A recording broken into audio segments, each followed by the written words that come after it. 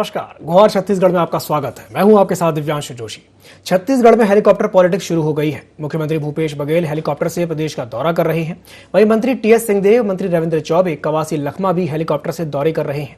मुख्यमंत्री बस्तर, सरगुजा समेत अन्य क्षेत्रों में पहुंचकर लोगों की समस्याएं सुन रहे हैं, साथ ही अधिकारियों को निराकरण का निर्देश दे रहे हैं। उधर स्वास्थ्य मंत्री टीएस सिंहदेव भी सियासी बिसात बिछाने में जुटे हुए हैं, लेकिन स्वास्थ्य मंत्री से अधिकारी ही किनारा कर रहे हैं।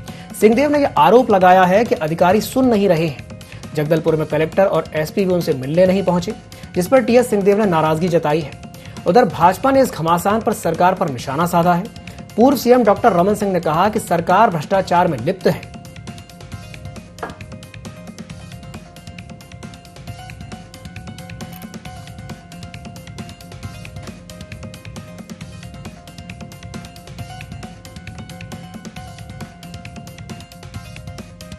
अधिकारी तो नहीं, हाँ, लेकिन ये देखने में आया, थोड़ा नया सा लगा कि कलेक्टर एसपी कहीं पर भी शिष्टाचार में भी अपनी उपस्थिति उनकी नहीं हुई।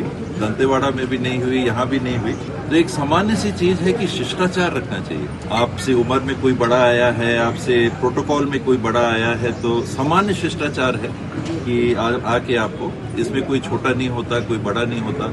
कोई मेरे से मिलने नहीं आएगा तो मुझे नहीं लगता कि मैं छोटा हो जाऊंगा। तो इसमें कोई छोटे बड़े की बात नहीं है। समाज में और व्यवस्था की जो शिष्टाचार है उसका पालन जरूर करना चाहिए। उत्तर और दक्षिण मुंह रहेगा तो आप समझ जाओ कि छत्तीस का आंकड़ा किस दिशा में जा रहा है। सरकार कितनी विभाजित है, इससे बड़ा उदाहरण और क्या हो सकता है कि सरकार की मंत्री की बखत नहीं रह गई है। अकेला एक आदमी छत्तीसगढ़ को चला रहा है, बाकी किसी की स्थिति नहीं है कि वहां जाके अधिकारी बैठे। ये सरकार आकंड भ्रष्टाचार में डूबी है। छत्तीसगढ़ के बच्चा जानता है। आदरणीय डॉक्टर रमन सिंह जी को अपनी पार्टी के विवादों के बारे में गंभीरता से मनन करना चाहिए। पूरा छत्तीसगढ़ क्या हिंदुस्तान ने देखा है कि जिस समय उनके यहाँ नेता प्रतिपक्ष का चुनाव हुआ था तो उनके पितृ पुरुष को बगैर धोती के भागते हुए लोगों ने देखा था। तो उनका अंतर्विरोध किस सीमा तक है, इसके बारे में आदरणीय डॉक्टर साहब को चिंता करनी चाहिए। और जहां तक कांग्रेस का सवाल है, माननीय मुख्यमंत्री जी ने घोषित कार्यक्रम करके पूरा प्रदेश के 90 विधानसभा सीटों में दौरा का कार्यक्रम निकाले हैं। आदरणीय टीएस सिंहदेव साहब बस्तर के दौरे पर हैं और कल ही आदरणीय मुख्यमंत्री जी ने कहा है सभी मंत्रियों को पूरे प्रदेश के दौरे करने की इजाजत है। तो इसमें डॉक्टर रमन सिंह जी को तकलीफ क्यों? जोहार छत्तीसगढ़ में आज हम चर्चा करने जा रहे हैं हेलीकॉप्टर पॉलिटिक्स के ऊपर, जहां पर मुख्यमंत्री भूपेश बघेल प्रदेश भर के दौरे पर हैं, विधानसभा क्षेत्रों के दौरे कर रहे हैं, जनता की समस्याएं सुन रहे हैं। मुख्यमंत्री भूपेश बघेल 90 विधानसभाओं में जाएंगे और लोगों की समस्याओं का निराकरण भी करेंगे। वे लोगों की समस्याएं सुन रहे हैं, ऑन द स्पॉट निराकरण भी कर रहे हैं। तो वहीं उनके इस दौरे को लेकर के एक सियासत भी शुरू हो गई है, सियासत देखने को मिल रही है। ये देखने में आया है कि मुख्यमंत्री भूपेश बघेल जब विधानसभाओं में पहुंच रहे हैं तो अधिकारी उनकी अगवानी कर रहे हैं, लेकिन स्वास्थ्य मंत्री टीएस सिंहदेव के साथ ऐसा नहीं हो रहा है। स्वास्थ्य मंत्री टीएस सिंहदेव ने यह आरोप लगाया है कि कलेक्टर, एसपी और बाकी के जो अधिकारी हैं वो उनकी बात नहीं सुन रहे हैं। तो इसी को लेकर के बीजेपी कांग्रेस पर हमलावर है। पूर्व सीएम डॉक्टर रमन सिंह ने यह कहा है कि सरकार भ्रष्टाचार में लिप्त है। मंत्री की यात्रा में कलेक्टर अधिकारियों को रोका जा रहा है और टीएस सिंहदेव की यात्रा में कलेक्टर, एसपी को प्रतिबंधित किया गया है।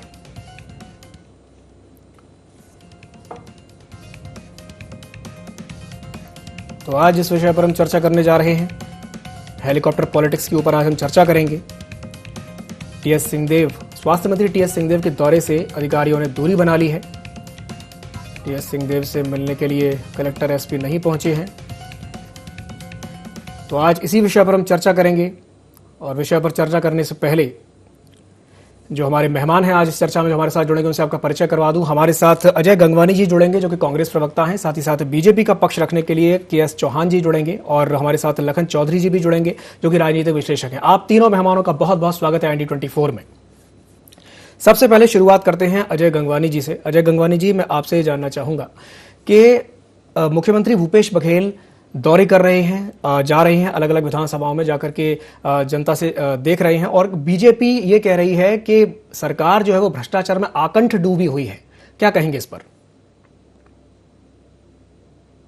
नेता अपने 15 साल के करप्शनखोरी और भ्रष्टाचारी के कार्यकाल को याद कर रहे हैं। और देखिए, लगातार 3.5 साल में आज छत्तीसगढ़ मॉडल पूरे देश में स्थापित हो चुका है। हमने 36 बिंदुओं के घोषणा पत्र का वादा किया था, वादा पूरा कर दिया।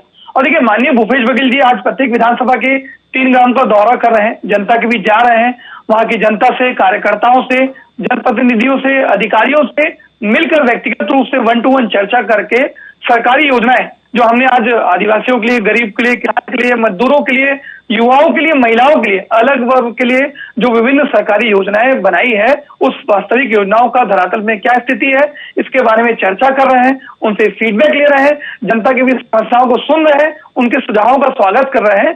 तो कहीं ना कहीं यही मूलभूत अंतर है माननीय भूपेश बघेल जी की कार्यशैली में और रमन सिंह जी के एसी चैम्बर में बैठ के काम करने की शैली में। तो कहीं ना कहीं मूल छत्तीसगढ़िया जो वाद है उसको लेकर माननीय भूपेश बघेल जी काम कर रहे हैं, जनता के बीच जा रहे हैं। इसका फायदा ये मिल रहा है कि जनता के बीच विश्वास बढ़ रहा है और उनकी समस्याओं को सुन रहे हैं। और देखिए, लगातार आज भी जो रामानुजन गए वहां पे रघुनाथ नगर में जो छोटी सी जी, हमारे साथ चर्चा में लखन चौधरी भी जुड़े हुए हैं। लखन चौधरी जी, मैं आपसे जानना चाहूंगा, मुख्यमंत्री भूपेश बघेल 90 विधानसभाओं का दौरा कर रहे हैं और इसे लेकर के बीजेपी का कहना यह है कि जो सरकार है वो भ्रष्टाचार में डूबी हुई है, और साथ ही साथ वो ये भी आरोप लगा रहे हैं कि टीएस सिंहदेव जब दौरे पे जा रहे हैं तो जो अधिकारी हैं वो उनसे नहीं मिल रहे हैं लेकिन मुख्यमंत्री से मिल रहे हैं। तो आप इस पूरे घटनाक्रम को किस तरीके से देखते हैं?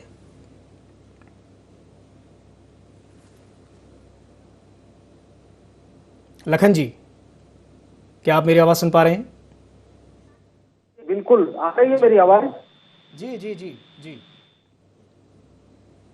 देखिए, माहौल बना हुआ है, उससे तो ये भाजपा के जो रमन सिंह जो बोल रहे हैं उस बात में कुछ सच्चाइयां भी है। बौद्धिक वर्ग पे चर्चा भी हो रही है कि आखिर 2.5 साल का फार्मूला वाला मामला जो है एक बार फिर सतह पर आ गया है। और 2.5 साल के बाद जिस तरह से दोनों में गुटबाजी की बात आई थी वो, लेकिन समय बाद वो मामला जो है दब गया था या दबा दिया गया था, वो अभी फिर सतह पर आ रहा है।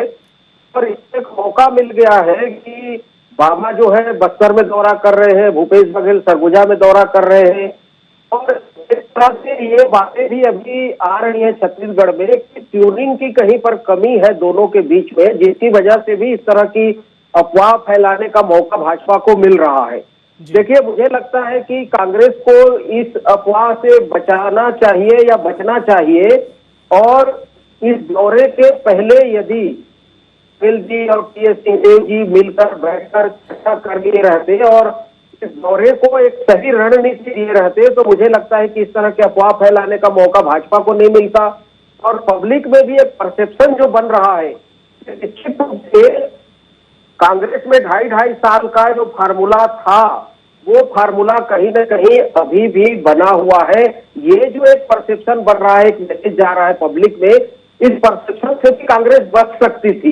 लेकिन मुझे लगता है कि तो देखिए, राजनीति में सच्चाई क्या है वो तो कभी भी सही नहीं आती, या हम ये नहीं कह सकते कि सच्चाई ये है या सच्चाई ये है, कि दोनों के बीच में ट्यूनिंग है नहीं है। लेकिन पब्लिक में इस समय फिलहाल जो जा रहा है उससे तो बिल्कुल लखन चौधरी जी, पब्लिक में कहीं ना कहीं एक मैसेज तो जा ही रहा है। मैं इस पर टिप्पणी लेना चाहूंगा अजय गंगवानी जी की। अजय जी, उनका कहना है कि परसेप्शन तो कहीं ना कहीं बन ही रहा है 2.5 साल वाला, क्या कहेंगे इस पर? देखिए दिवांशु जी, लखन चौधरी काफी वरिष्ठ पत्रकार है, बट उनकी बातों से मैं सहमत नहीं हूँ। कहीं ना कहीं देखिए, जब हम विपक्ष में भी थे तो माननीय भूपेश बघेल जी और टीएस सिंहदेव की जोड़ी जय और वीरू के नाम से फेमस थी। आज उन्होंने, जय वीरू की जोड़ी ने, जब हम विपक्ष में थे, प्रत्येक गांव में दौरा किया, जनता के बीच गए, उनकी समस्याओं को सुना, उनकी उम्मीदों के हिसाब से हमने 36 बिंदुओं का जन घोषणा पत्र तैयार किया। आज वो जन घोषणा पत्र जो हमारा सबसे बड़ा सफलता का कारण रहा, और हमने छत्तीसगढ़ में राज्य बनने के इतिहास के बाद सर्वाधिक सीटें, 68 सीटें दिवांशु जी, ये आज तक का इतिहास है, हमने 68 सीट जीती। तो कहीं ना कहीं ये माननीय भूपेश बघेल जी तब भी 1200 किलोमीटर से ज्यादा की पदयात्राएं की, लोगों के बीच गए, आज उसको दोहरा रहे हैं। कहीं ना कहीं भारतीय जनता पार्टी के नेता पूरी तरह खाली हो चुके हैं। ये अपनी गुटबाजी को छोड़कर हमारे ओर कमेंट करना पूरी तरह नैतिक रूप से गलत है। आज देखिए, कहीं ना कहीं आज देश की जनता, छत्तीसगढ़ की जनता वो वक्त नहीं भूली है जब नेता प्रतिपक्ष का चुनाव होता था, माननीय प्रधानमंत्री जी को टेबल के नीचे छुप के जान बचानी पड़ती थी।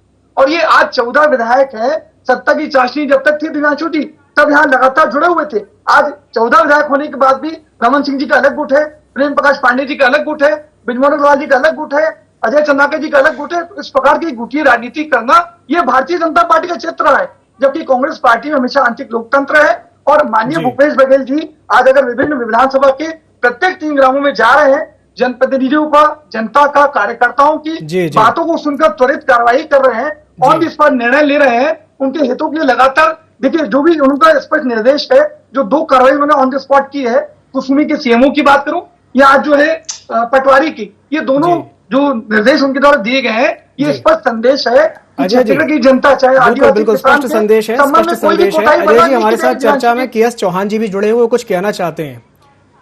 के एस चौहान जी भी कुछ कहना चाहते हैं, जी बताइए। हमारे कांग्रेस के प्रवक्ता उसके बाद आप उनको मौका दीजिएगा। अजय गंगवानी मैं एक ही चीज कहना चाह रहा हूँ कि आज माननीय मुख्यमंत्री जी ये जो टॉपिक करके अपनी बात रखिए, जनप्रतिनिधियों की बातें सुन के अच्छी के एस चौहान जी उनको अपनी बात पूरी कर लेने दीजिए। चौहान जी रुक जाइए, उनको अपनी बात पूरी कर लेने दीजिए। जी अजय जी बताइए। मैं वही कह रहा हूँ, देखिए मैं वही कह रहा हूँ कि अगर माननीय मुख्यमंत्री जी एक लोकतंत्र में अच्छी शुरुआत कर रहे हैं, जनता के बीच जाकर उनकी समस्याओं को, उनकी मांगों को सुन रहे हैं, उसके आधार पर तुरंत कार्रवाई करके निर्देश दे रहे हैं, तो इसमें भारतीय जनता पार्टी के नेताओं के पेट में क्यों दर्द हो रहा है? हाँ, भारतीय जनता पार्टी के नेताओं के पेट में क्यों दर्द हो रहा है? यही बात है, यही बात है। इंकार कर देती है।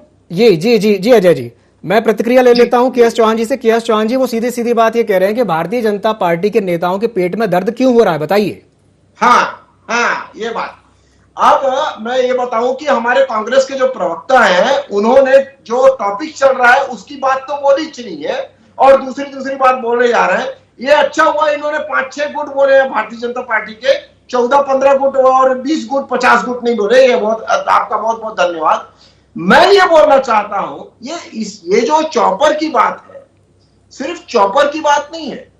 जब टीएस सिंहदेव जी एयरपोर्ट में आ गए तो उनका उस हिसाब से जो एक मंत्री का जो स्वागत होना चाहिए था, वो स्वागत नहीं हुआ। उन्होंने वो भी गम खा लिया।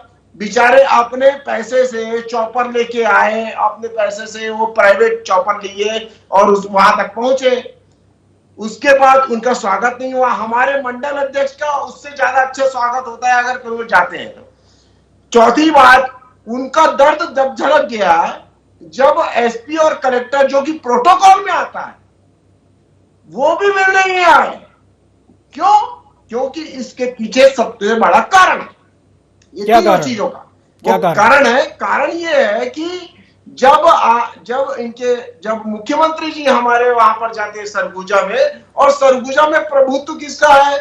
वो है टीएस सिंहदेव जी का। उनको वहां पर रहना चाहिए था, लेकिन उनको बहुत अच्छे से पता था कि मेरे को कोई तवज्जो नहीं मिलने वाला है, मेरे को नदारत करेंगे, मेरी बेइज्जती होगी, इसलिए वो उड़ के बेचारे वहां चले गए।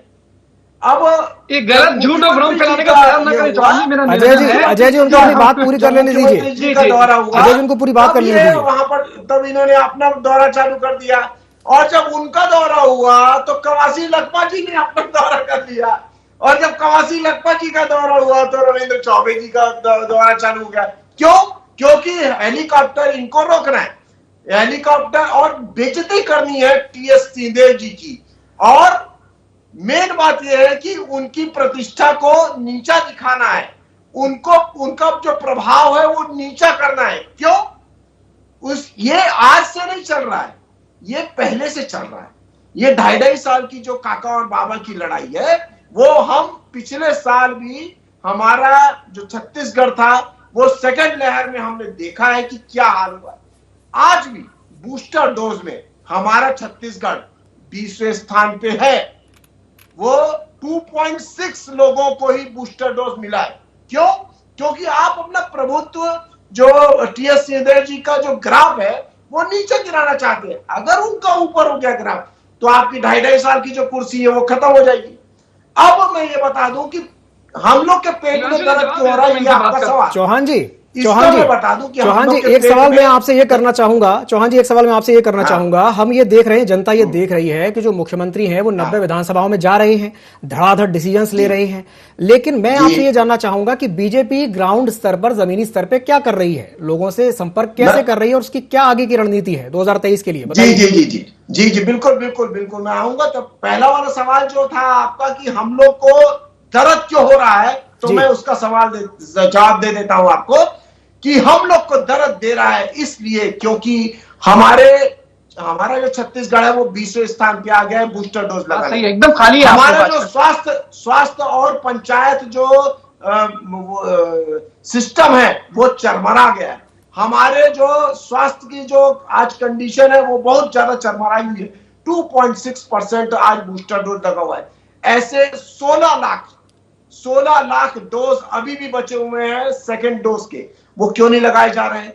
वो इसलिए नहीं लगाए जा रहे हैं क्योंकि टीएस का ग्राफ गिराना है, जिसका इन दोनों के झगड़ों में, ये दलगत राजनीति में हमारा छत्तीसगढ़ सफर कर रहा है, हमारे छत्तीसगढ़ के लोग सफर कर रहे हैं। अजय जी, इस वजह से हम लोग को अजय जी, भारतीय जनता पार्टी चौहान साहब ये कह रहे हैं कि टीएस सिंहदेव जी की प्रतिष्ठा को गिराने का प्रयास किया जा रहा है, क्या कहेंगे? निवेदन है, आपने बात रख ली, मैं बात रखता हूँ। बात रखिए।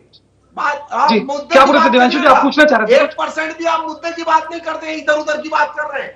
चौपर की बात हो रही है, टीएस सिंहदेव जी को नदारत किया जा रहा है, चौहान साहब आप उसकी बात करिएगा। चौहान साहब, अब मैं एक सवाल अजय जी से ले लेता हूं, अजय जी, उनका सीधा सीधा आप पर आरोप यह है कि टीएस सिंहदेव जी की प्रतिष्ठा को धूमिल करने का प्रयास किया जा रहा है, क्या कहेंगे इस पर?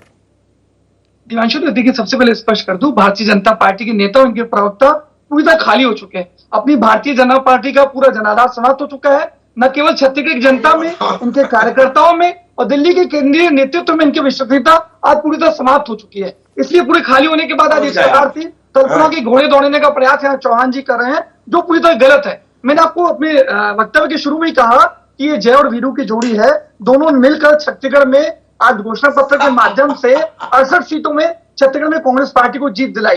तो ये इनके द्वारा जो फैलाया गया झूठ और भ्रम है, ये पूरी तरह से गलत है। और जो ये मुख्यमंत्री बोल रहे हैं, आज वो जो मुख्यमंत्री जी का स्पष्ट बयान है कि जो जितने भी मंत्री हैं वो हेलीकॉप्टर लेके अपने क्षेत्रों में दौरा कर सकते हैं, कांग्रेस पार्टी को मजबूत करने के लिए काम कर सकते हैं। इसमें भारतीय जनता पार्टी के पेट में क्यों दर्द हो रहा है? और ये स्वास्थ्य सेवाओं की बात करते हैं, 15 सालों में स्वास्थ्य सेवाएं किस प्रकार नेग्लेक्टेड थी छत्तीसगढ़ की जनता ने देखा। आज कोविड काल में इनके द्वारा प्राथमिक सुविधाओं का शामिल किया गया था, 3.25 साल के स्वास्थ्य इंफ्रास्ट्रक्चर में 2.5 वृद्धि हुई है। तो ये जो है चौहान जी भ्रम फैलाना बंद करें और कहीं ना कहीं देखिए, ये लगातार सिर्फ और सिर्फ राजनीति करना चाहते हैं।